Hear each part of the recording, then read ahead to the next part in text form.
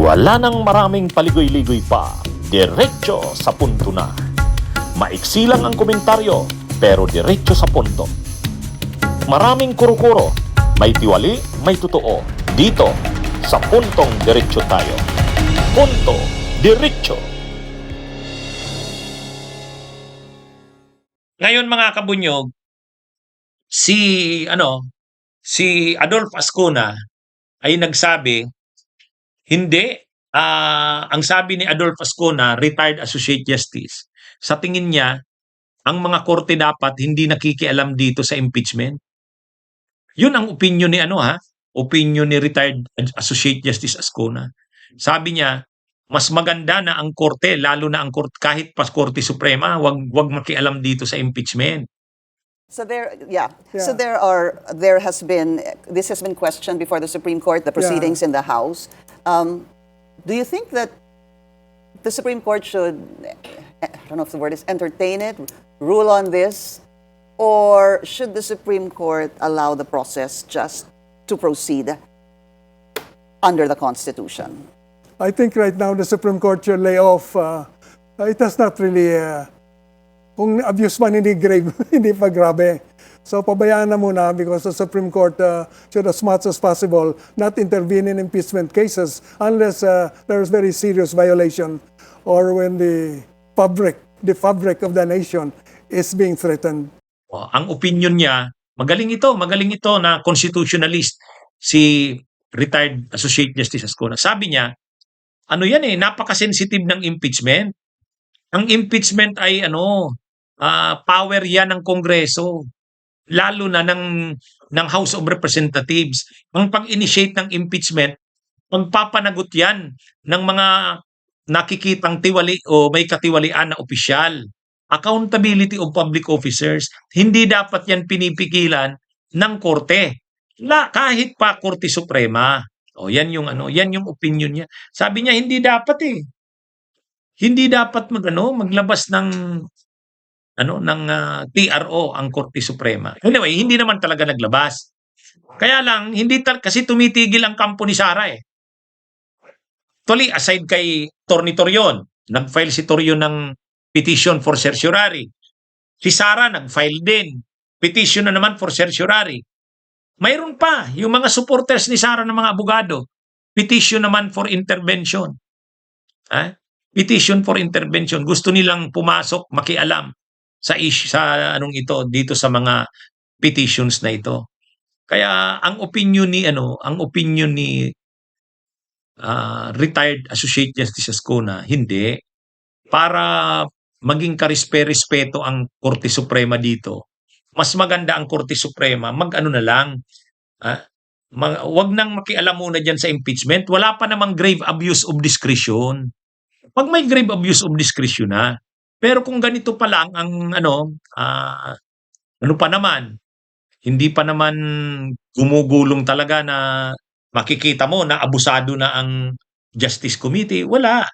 Kaya sabi ni hindi pa ito dapat gumalaw ang Korte Suprema. Kasi ang pangit tingnan na parang ang Korte Suprema lagi na lang nakabantay. Lagi na lang nakikialam, 'di ba? Nakialam na noong February. Final sana yung impeachment noon. Kaya lang yung Korte Suprema nag-declare na unconstitutional. Kaya nga nag-file uli ngayon ng impeachment Pero anyway, kung nangyari yan nung una, nakialam ang Korte Suprema, sana dito hindi na. Kasi wala namang grave abuse of discretion. Yun ang sinasabi ni retired Associate Justice Adolf Ascuna. Sana sa part ng Korte Suprema ay mag-control na wag nang makialam. Kasi ayon nga din sa isang professor sa UP, isang law expert din, si Professor Tamase, ang ganda ng opinion niya. Sabi niya, masisira ang ating yung proseso ng impeachment na nakalagay sa konstitusyon.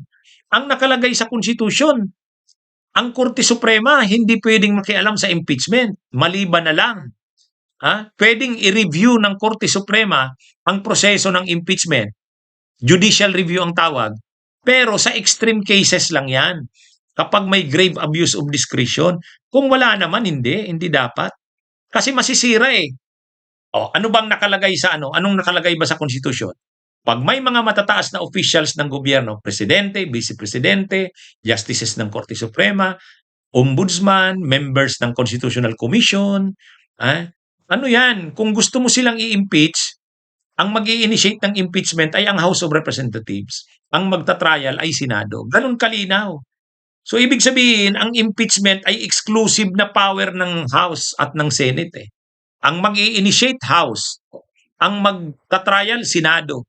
So exclusive at sole power nila yan pareho.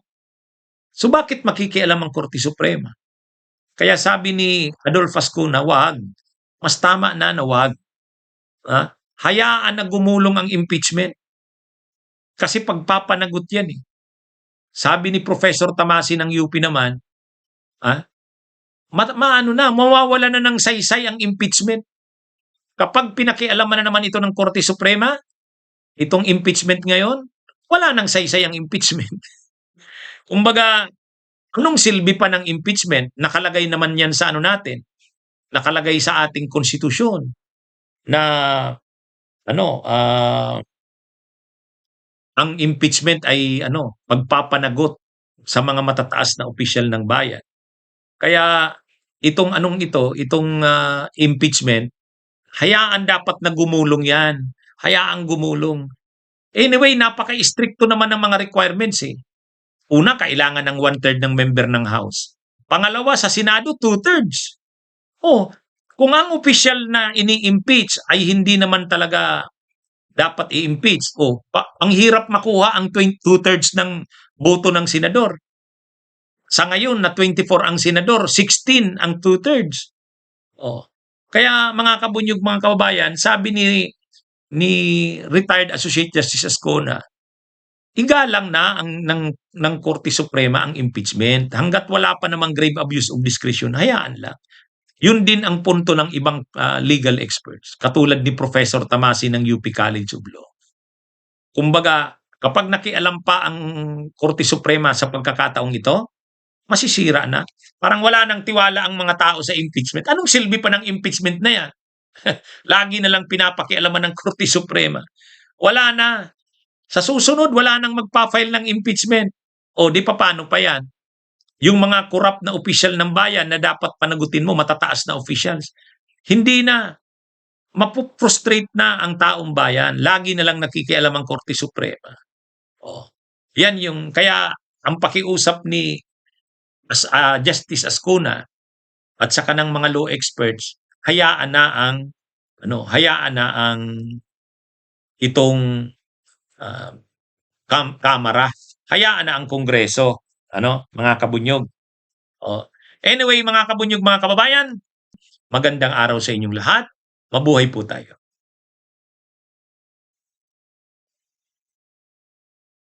Bunyog, bunyog, halikan na kasama ka. Bunyog, kapag buklod ay may pag-asa. Luzon, Visayas, Mindanao, isa ang pananaw. Sa bagong Pilipinas ang bunyog isisigaw. Bunyog.